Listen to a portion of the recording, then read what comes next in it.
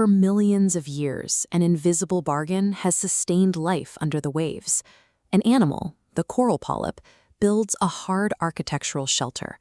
In exchange, microscopic algae move in, providing the coral with its primary food source and its brilliant color. But when the surrounding water gets too hot, this perfect partnership breaks down. The heat stresses the algae, turning them toxic to their host. To avoid being poisoned, the coral undergoes a panic response and violently spits them out into the current.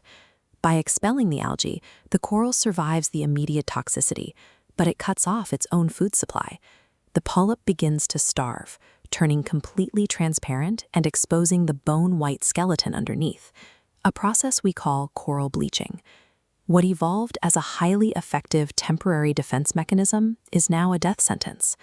In an ocean that is rapidly and permanently warming, this ancient microscopic panic switch is destroying the exact ecosystems it was designed to protect. When you zoom out from that single polyp, you see the true scale of the vulnerability. The Great Barrier Reef stretches over 2,300 kilometers. It is so massive, the turquoise network of its living structures can be seen from Earth's orbit. The stakes attached to this structure are immense. The reef sustains 60,000 jobs and contributes an estimated $95 billion to the Australian economy.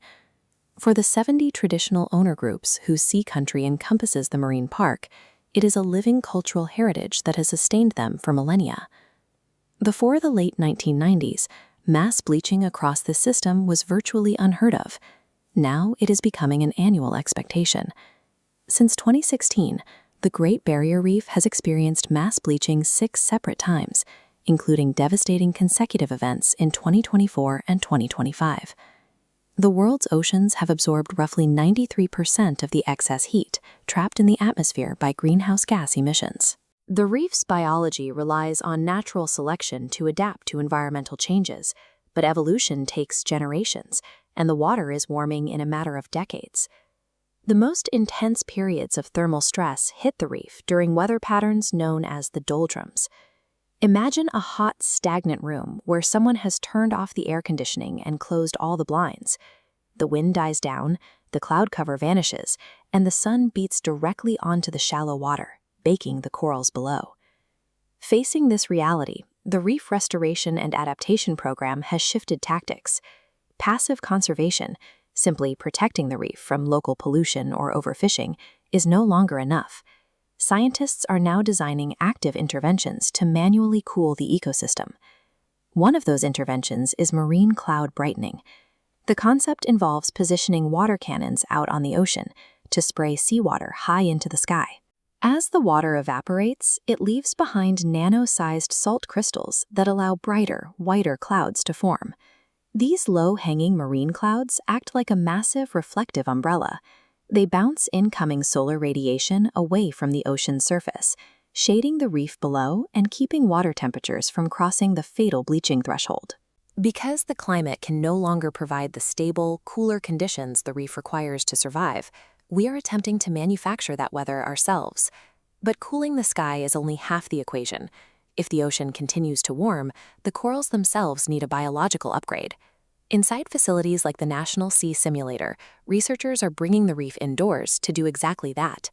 Through a process called assisted evolution, scientists are identifying the specific corals that naturally survived recent extreme heat waves.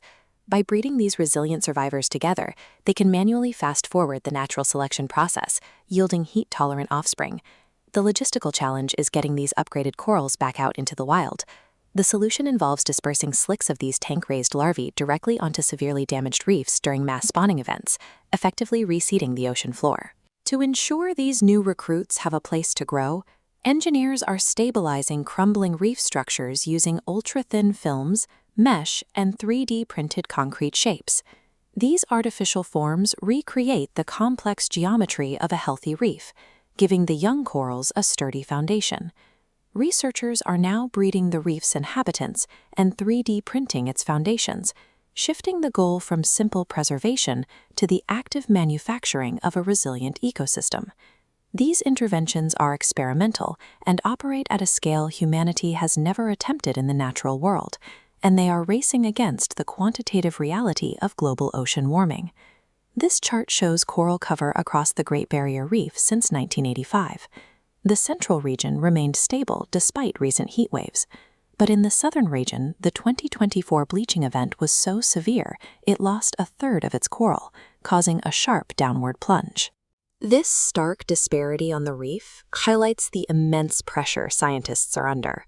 Breeding supercorals and spraying the clouds are high-stakes gambles, trying to outpace a clock that is ticking faster every year.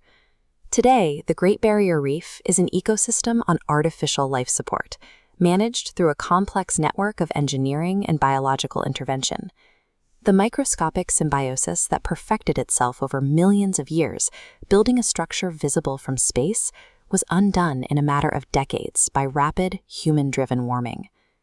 Even if marine cloud brightening and assisted evolution succeed, scientists are clear about their limitations. These interventions are temporary measures. They cannot permanently cool the ocean, and they cannot stop the water from absorbing more carbon. They exist strictly to buy the reef a few more decades of survival. We possess the ingenuity to engineer the atmosphere and manually guide the evolution of marine life. Yet, we remain gridlocked when it comes to stopping the extraction and burning of the fossil fuels that caused the crisis in the first place. All the 3D printed foundations, supercorals, and salt crystal clouds in the world will ultimately fail unless we address the root cause of the warming. The future of the world's largest living structure depends entirely on our willingness to reduce global emissions before the water simply gets too hot for anything to survive. Do you have any ideas for my next video? Just write them down in the comments below, and I will explain it in the next one. Don't forget to like and subscribe. Thank you so much for watching.